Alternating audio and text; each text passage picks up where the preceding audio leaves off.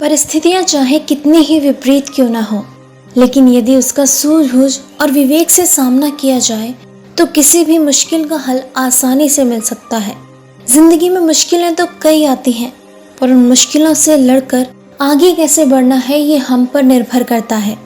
आज मैं एक ऐसे ही व्यक्ति के बारे में बताने जा रही हूँ जिन्होंने अपनी कमियों से लड़कर अपने हौसलों को बुलंद कर अपने सपनों को जिया है।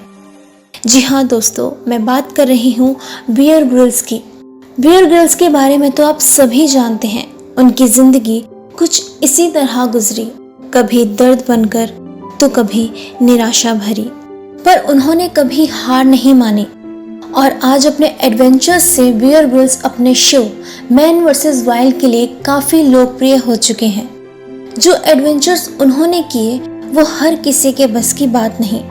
उन्होंने अपनी लाइफ में कई बार रिस्क लिया और कई बार वे इसमें बुरी तरह से घायल भी हुए हैं। शायद इसीलिए उनकी लाइफ भी किसी रियल हीरो से कम नहीं है। दोस्तों, जिंदगी का नाम ही जंग है और जब तक हम जिंदा हैं हमें ये जंग रोज लड़नी पड़ती है, हंसकर भी और रोकर भी। कई बार तो ऐसे दर्द मिल जाते हैं जिनसे बाहर आना या जिन्हें भुला पाना मुश्किल हो जाता है, पर फिर भी उस दर्द का मरहम हमें खुद ढूंढना पड़ता है और लड़ना पड़ता है अपने लिए, अपने सपनों के लिए, और इस उम्मीद के साथ आगे बढ़ना पड़ता है कि हमारे इस हौसले को देखकर एक दिन वक्त भी हमें सलाम करेगा, क्योंकि ये वक्त कभी न कभी जरूर बदलेगा।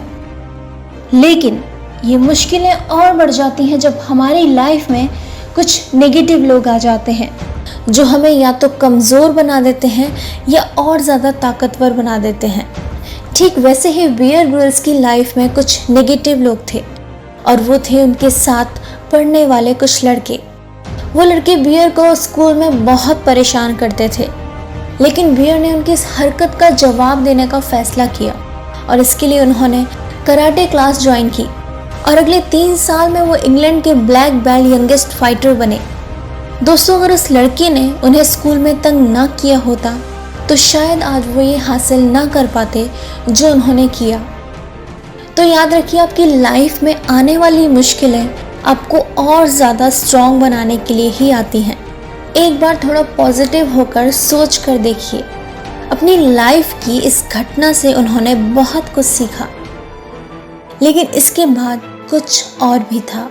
जी हाँ दोस्तों, एक मिशन के दौरान उनके साथ कुछ ऐसा हुआ जिसे वो आज तक नहीं भुला पाए। 18,000 फीट से छलांग लगाते वक्त ग्रिल्स का पैराशूट फट गया और 17,000 फीट की ऊंचाई से वो सीधा जमीन से टकराए। इस वजह से उनकी कमर के 3 टुकड़े हो गए। उनकी बॉडी एक लावारिस लाश की तरह काफी देर वहीं पड़ी रही। लेकिन जिनके हौसले बुलंद होते हैं, भगवान भी उन्हें अकेला नहीं छोड़ते। जल्द ही उन्हें रेस्क्यू टीम ने ढूंढ लिया और समय पर हॉस्पिटल पहुंचा दिया। उस हादसे ने उनकी हड्डियों को ही नहीं बल्कि उनकी उम्मीदों को तोड़ दिया था।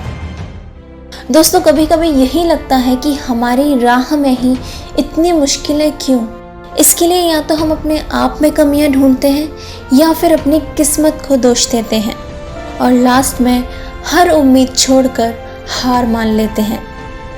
लेकिन बियर ग्रिल्स ने अपना एवरेस्ट पर चढ़ने का सपना टूटने नहीं दिया और एक्सीडेंट के 2 साल बाद ही एवरेस्ट क्लाइंबिंग के लिए निकल गए। एवरेस्ट पर थोड़ा चलने के बाद उनके साथ एक और हादसा हुआ।